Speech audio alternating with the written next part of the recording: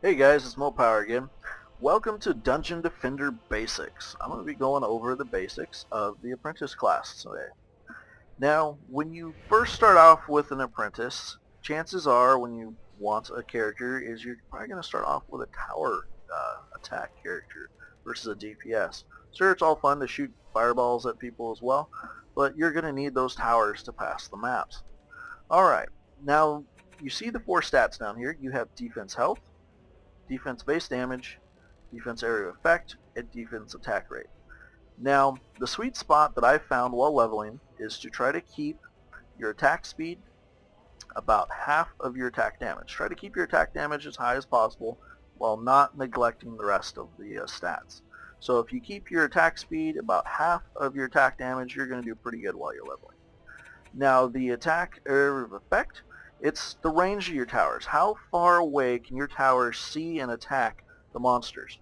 Well, that may sound great that you could attack a monster from halfway across the map, but it's really not needed, and it's a waste of points when you're starting off and you're leveling through the maps. Now, I say try to keep it about half of what your defensive attack rate is while leveling.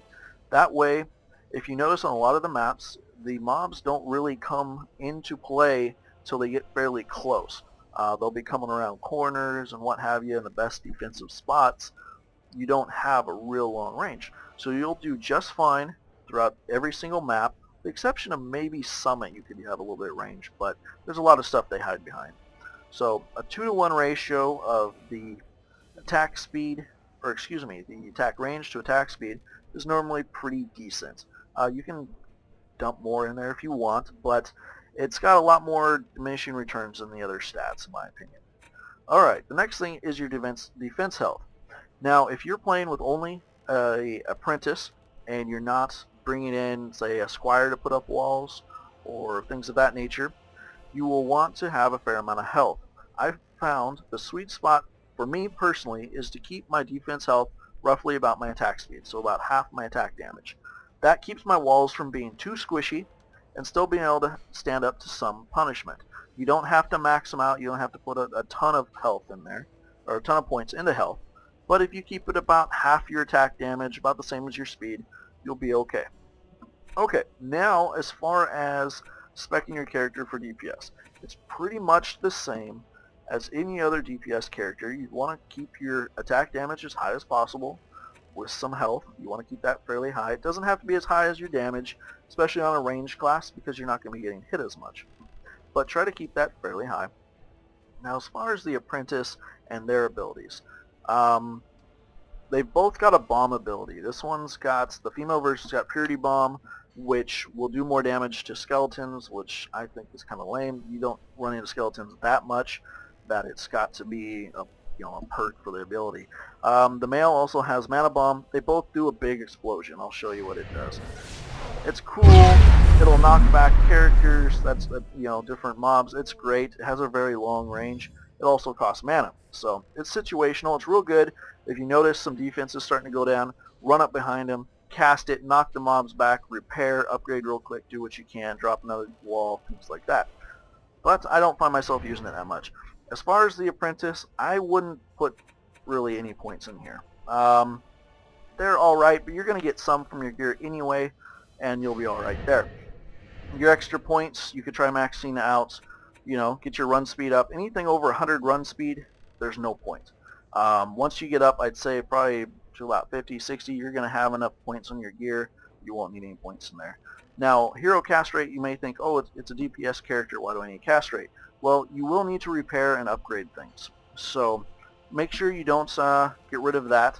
And yeah, you should be fine just putting both your points here fairly high, maybe a little extra, a quarter of those points in cast rate so it feels comfortable for you. Alright guys, that's the basic of speccing. Now as far as a weapon.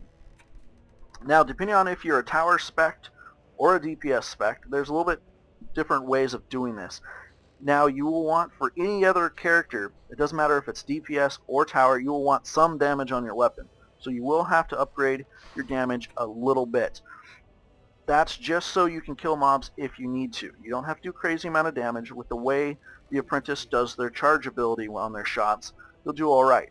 Even with only 1300 damage on my staff, I can two-shot a spider, 2 to 3 shot a spider, depending on how many projectiles I hit on Nightmare, which is pretty good.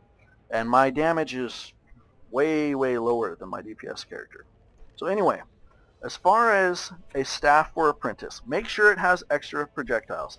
The max you can get on a normal staff is +5. There is 1 or 2 special staffs out there that I think can reach +6, but they're very, very uncommon, and a lot of times what they'll do is they'll spread it out into 6 projectiles, so they're not going to be shooting right where you're aiming, so it's kind of a pain.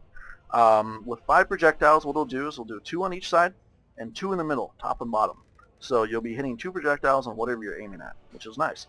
Projectile speed, the more the better. Don't get one with negative, that's really a pain. Okay, next stat. These stats are great, but don't waste points in them unless you're a tower spec. Then you can up some of your tower stats if you want. Now, charge speed bonus. Charge speed, from my personal experience, that's how quickly you can shoot.